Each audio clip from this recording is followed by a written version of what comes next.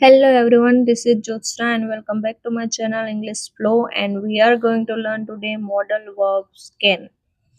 તો આપણે આજે આ વિડીયોમાં મોડલ વર્બ કેન વિશે શીખીશું.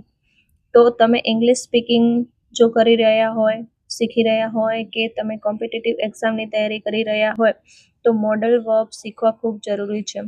તો એમાં સૌપ્રથમ આ વિડીયોમાં હું કેન વિશે તમને શીખવી રહી છું. તો કેન ક્યારે ઉપયોગ કરી શકાય તેના ડીપલી એક્ઝામ્પલ સાથે આ વિડીયોમાં કહેવામાં આવ્યું છે. તો ફર્સ્ટ મોડલ વર્બ કેન છે એ એબિલિટી માટે, પછી પોસિબિલિટી માટે એટલે કે શક્યતા, પરમિશન માટે અને રિક્વેસ્ટ માટે ઉપયોગ થાય છે. હવે કઈ રીતે થાય છે એ આગળ એક્ઝામ્પલ જોશો તો વધુ ખબર પડશે. ગુજરાતી જો વાક્ય કોઈ એવું હોય કે જેના અંતમાં આવા શબ્દો આવતા હોય જેમ કે શકે છે, કરી શકે છે, શકું છું, શકતા છો, શકાય છે, નથી કરી શકતો, નથી થઈ શકતું, તો એવા વાક્યો એટલે કે તે દોડી શકે છે. તો હવે એ વાક્યની અંતમાં શકે છે આવ્યું, હું જાતે ખાઈ શકું છું, પછી તે નથી જઈ શકતો. તો જો આવું વાક્ય હોય તો એના માટે મોડલ વર્બ કેનનો ઉપયોગ થાય છે. આગળ આપણે એક્ઝામ્પલ જોઈશું. તો સૌથી પહેલા જોઈએ કે જે કેન છે એ ક્યારે ઉપયોગમાં આવે છે. સૌપ્રથમ એબિલિટી માટે, એટલે કે એક્સપ્રેસિંગ સમવન એબિલિટી ઓર કેપેબિલિટી, એટલે કે કોઈની સામર્થ્ય અને ક્ષમતા વિશે જો વાત કરવી હોય તો કેનનો ઉપયોગ થાય છે. તો એવા વાક્ય બનાવવા માટે અહીંયા જેમ કે સ્ટ્રક્ચર આપેલું છે, સબ્જેક્ટ, કેન, બેઝ વર્બ. હવે સબ્જેક્ટ વિશે મેં ટેન્સમાં પણ વાત કરેલી છે કે સબ્જેક્ટ એટલે શું. સબ્જેક્ટ એટલે કર્તા, જે વ્યક્તિ વિશે વાત થઈ છે, જે વ્યક્તિ બોલે છે કે બીજા વિશે બતાવે છે તે વ્યક્તિ.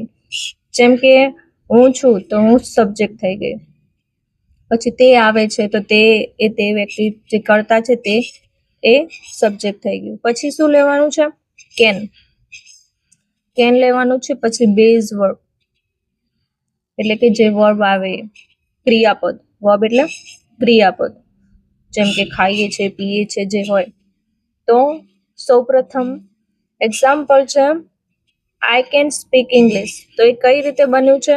હું અંગ્રેજી બોલી શકું છું. જો આવું વાક્ય તમારે અંગ્રેજીમાં બનાવવું હોય, શકું છું, અહીંયા જો પાછળ આવ્યું શકું છું, તો એના માટે શું લેવાનું? પહેલા સબ્જેક્ટ લેવાનું આના આધારે, આઈ, પછી કેન, બોલવું એટલે ક્રિયાપદ થઈ ગયું, એ બેઝ વર્બ, સ્પીક અને ઇંગ્લિશ.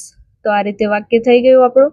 પછી તે ખૂબ ઝડપથી તરી શકે છે, તીરવીની સોરી અહીંયા ભૂલ થઈ ગઈ છે, તરી શકે છે. તો તે ખૂબ ઝડપથી તરી શકે છે, તો તેના માટે તે છોકરી છે, સી સબ્જેક્ટ થઈ ગયું આપણું. પછી સી કેન, તરવું એટલે ક્રિયાપદ, સ્વિમ મૂળ ક્રિયાપદ લેવાનું છે, ક્રિયાપદનું વર્બનું ફર્સ્ટ ફોર્મ. પછી સ્વિમ અને વેરી ફાસ્ટ. તો આ રીતે વાક્ય બનાવવાનું છે. પછી નેક્સ્ટ છે પોસિબિલિટી માટે, એટલે કે સંભાવના માટે. એક્સપ્રેસિંગ વોટ ઇઝ પોસિબલ, જેનું સ્ટ્રક્ચર છે ઇંગ્લિશમાં સબ્જેક્ટ, કેન, બેઝ વર્બ, એ બધા સ્ટ્રક્ચર સેમ જ છે. શક્ય છે, થઈ શકે છે. પોસિબિલિટી શું છે? જેમ કે તે આજે ઘરે આવી શકે છે, તે દોડતા પડી શકે છે. પોસિબિલિટી સંભાવના થઈ. તો એવા વાક્ય માટે આપણે કેનનો ઉપયોગ કરીએ છીએ. જેમ કે ઇટ કેન રેન ટુડે. તો કઈ રીતે થયું છે?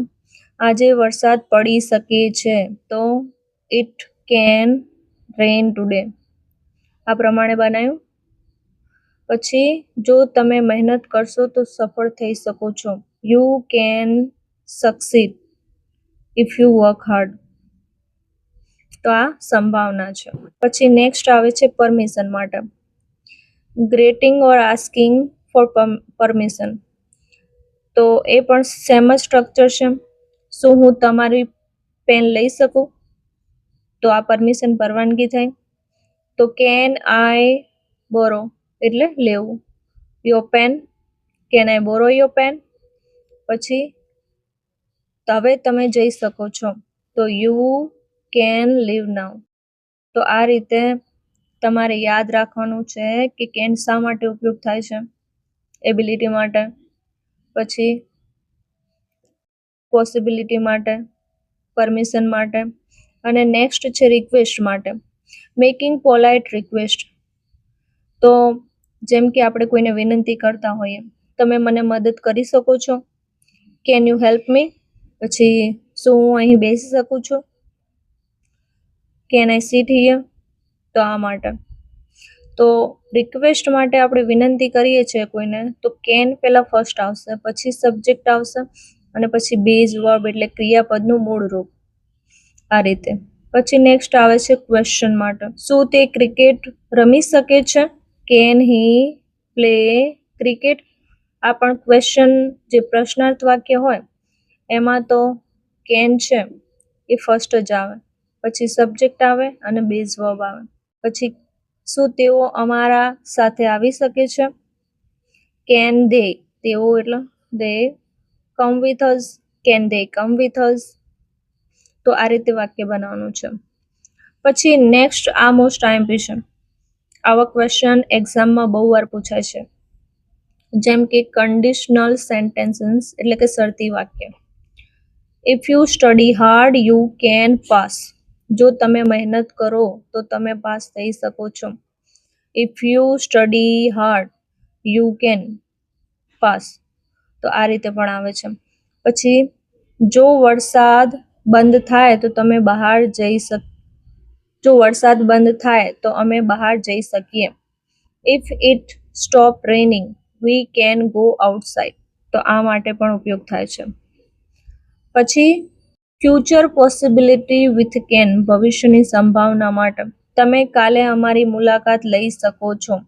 મેઇન વસ્તુ શું યાદ રાખવાનું છે કે અહીંયા જો વાક્ય તમારે ઇંગ્લિશ સ્પીકિંગ માટે કરતા હોય તો વાક્યની પાછળ જો શકે છે, શકો છો, શકતો છે, જે પણ આવતું હોય તો કેન લગાવી દેવાનું, અને જે સ્ટ્રક્ચર હોય એ પ્રમાણે તમારે બનાવવાનું, વાક્યો બનાવવાના. જેમ કે તે દોડી શકે છે, હી કેન રન, હું જાતે ખાઈ શકું છું, I can it my self.